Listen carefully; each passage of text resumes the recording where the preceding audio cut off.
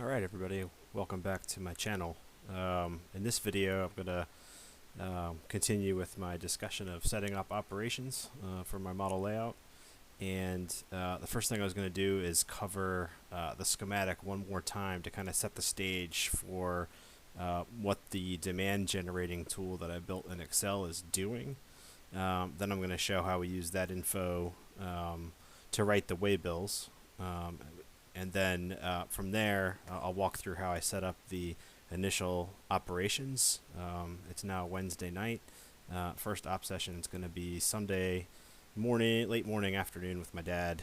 So excited about that, but had to do some work to set up that first operations. I'm going to talk through that, and then I'll show an example of a couple of trains that are set up in staging to run. So again, in general, this is the layout, the way the layout is laid out in the room. You got staging down here. There's a continuous connection through it, but really this could be thought of as a point-to-point. This is the north end of staging. Trains run into the yard. There's local industries all through, and this over here is the other end of staging, representing the south, so trains running northbound out of staging into the yard. So the way we're going to operate this is there will be 3 trains run from the north southbound into south yard, and there will be 1 train run from the south northbound into south yard. All those trains from staging are going to run as turns, so they'll leave staging, come into the yard, drop a bunch of cars off, pick up whatever cars are set to return with them, run around the train, and exit the yard. Then the locals will be built by the yard crew. There'll be 4 locals, 1 to Manchester, 1 to the elevator area of the deepwater terminal, and then 1 to this future port section that right now is represented by a single piece of flex track with a couple of cars placed on it. But more to come on that.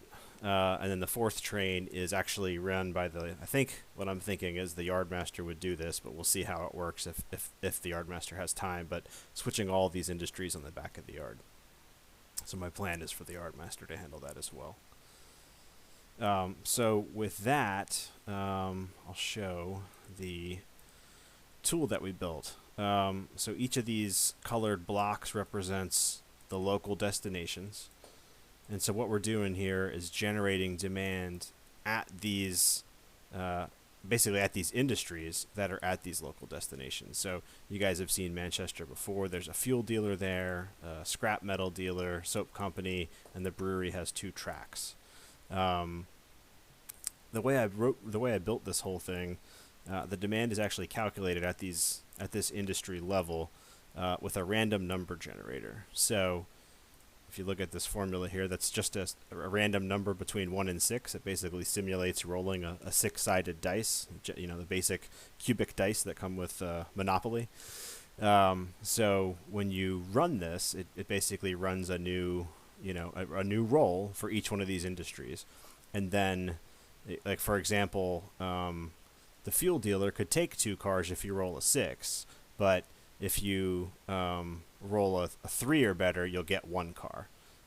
So that's what this is doing here, is it's basically comparing the random number to the threshold set for whether it gets 1 car, 2 cars, 3, 4, 5, or 6 cars. All these 99s, obviously that's impossible. That's where that number of cars would exceed the capacity of that track. So this example right here is showing the fuel dealer rolled a 4. So if you roll at least a 3, you get 1 car, but 2 would take a roll of a 6. So it's a 4 that beats the 3 but not the 6, so you get 1 car. Same thing here. The 4 ties the 4. I put tie or better. Tie goes to the runner. So the 4 means that this will get 1 car, but again, not 2. Maybe a better example of this is down here for the power plant, which I want to see lots of cars. So the way I wrote, basically, it's always going to get at least 1 car. It only takes a 1 to, basically, it's always going to get 2 cars is what that's doing. then the roll that day was actually a 4. So the 4 meets the 4 threshold, so it gets 1, 2, 3 cars. So that's how the demand is set up. It's basically by each industry. Um, and I kind of played with the numbers to kind of keep. I know what my max train lengths are, and I kind of set this up so that, for the most part, you don't exceed the maximum capacity. And if it ever does, this number would light up in red the way I did some formatting. So I would just run it again. And a little shortcut in Excel is these are all a bunch of formulas. So I've got all the formulas turned to manual. And then if you hit Shift F9, it basically recalculates the whole worksheet. I don't want to do that because it's set up for the next op session here. So, like I said, that info, the cars that industry gets then had to be mapped to which of the trains from off-site would bring those cars in. So basically, the fuel dealers' cars are always going to come from the C&O Fulton turn. The scrap metal cars are always going to go, to and from the layout via the Hermitage turn.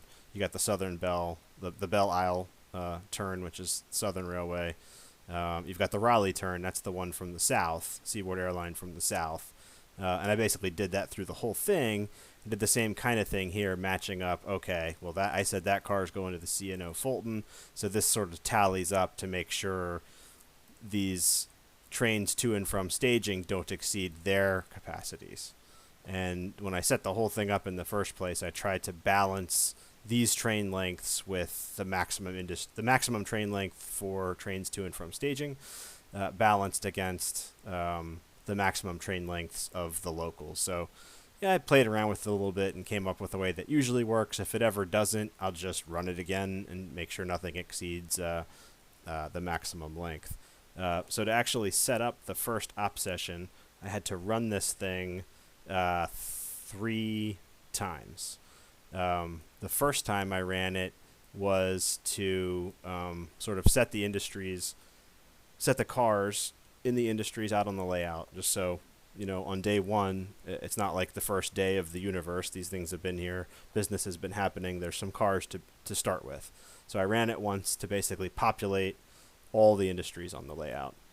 Then I ran it a second time, and this may be a little bit difficult to explain, but the concept here is based on train order.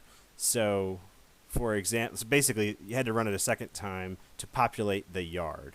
Again, acting as if this isn't the first day business existed in this place. We're just sort of jumping into the middle of it to populate the yard.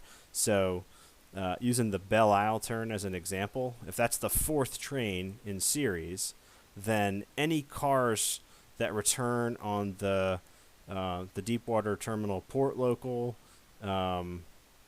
or the South Yard local, any of those cars that would have come back from those industries that would have left on the Belle Isle turn, they'd still be sitting in the yard because that train had already left. So I ran it a second time to account for all that. So the yard has, 10 or 12 cars in it to start with. And then for fun, since this is the last train, I took whatever the calculator said the Hermitage turn coming onto the layout would look like, and I left it on the arrival departure track. So in my pretend world, the train came, it dropped off its cars. I think it's 6 or 7 cars sitting there, and took the other ones away. So what's in the yard right now is it's as if the Hermitage turn arrived, dropped off its cars, but the yard crew was wrapping up its day, and it's just sitting on one of the arrival departure tracks to be switched in the morning. And then I ran it a third time to populate the 3 trains that will be showing up to the layout that day, all again based on what these industries say they need based on the random number generator. That's pretty complicated to explain. It's really simpler than that. Think of it as dice rolls to generate industry demand, and just running through it 3 times so that you're not just starting with a completely empty layout, because that doesn't make any sense. So I wanted to stage the industries, stage the yard, and then stage the trains coming onto the layout to represent, a normal flow of business. I hope that makes sense. So then the last thing I did when I sort of created what these trains are going to be is I wrote some instructions for the train. So just as an example, this is what's gonna. These are two of the four trains that are going to be coming onto the layout from staging. You got the Belle Isle turn and the Fulton turn.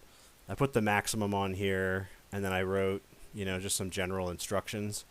Printed this stuff out on card stock. That's similar thickness to what the car cards are. So the idea is when the engineer brings a train anywhere, you get the car cards, but you also get this instruction sheet that sort of tells you what to do. So Belle Isle, run southbound from Belle Isle Yard to South Yard, leave setouts on the arrival departure track, make pickups. Again, the yard crew should have put that on the arrival departure track, and then return northbound to staging. So it's a turn. And then these are the 5 cars. And I went around and sort of, if you think back to the demand generating tool, so that this day it said the elevator's going to get 3 cars. It may have gotten 4 or 5, but on track one the cars come from the southern. Track 2 they come from the seaboard. So there's 2 tracks at the elevator. All of them are on this train are coming. All of them on track 1 are coming from this train. There's also a car here for the soap company and for the engine service in South Yard. So this train would show up in the yard. It would take the cars that are destined back to the southern via Belle Isle Yard away off the layout back to staging, and the yard crew would then block these cars. These 3 would all be in the Deepwater elevator turn. This one would be in the Manchester local, and this one would be the South Yard local. Like I say earlier, I think that's going to be switched by the yard crew. Then the CNO this day, and before I get into that, I'm just going to say, running that thing 3 times, I talked in another video about having, 50 or 52 pieces of rolling stock. I've got, I think, 2 gondolas and 2 covered hoppers sitting in staging right now. This thing swallowed up my cars. I've got to order more refrigerator cars. I don't have enough hoppers. If you remember from the demand tool, this was basically supposed to almost always have at least 2 or 3. Today it's only getting 2. That's because I didn't have any more hopper cars. So I've got some more hoppers coming as well. So the CNO, it was a coal hauler, so I've got all the coal coming onto the railroad for the power plant coming via the CNO. And then also just the machine parts headed to the repair and place track that's sort of in the engine service area. Just for fun to mix it up, I've got a double door boxcar with that waybill stuck in it. So that's how I sort of created my own operating scheme, and I just kind of wanted to share that with you. It's car cards and waybills with sort of an automated demand generation thing going on at the industry level, which dictates what's coming from staging. These are 2 of the 4 trains onto the layout to be switched by the yard crew, switched into locals. The locals do their thing, bring the cars that are outbound back to the yard. In the yard, they again get blocked into trains leaving to staging. There are 4 trains leaving, 4 trains coming onto the layout and then leaving every day. So 4 turns to bring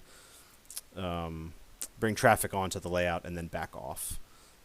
So kind of been talking about that tool I built for a couple of videos and wanted to show it and sort of how I went from that tool into the cards and the waybills, and it's just sort of show you guys how I intend to operate this thing. So I'll wrap it up there. I'm rambling now. Thanks again for watching, and hope everybody has a good evening.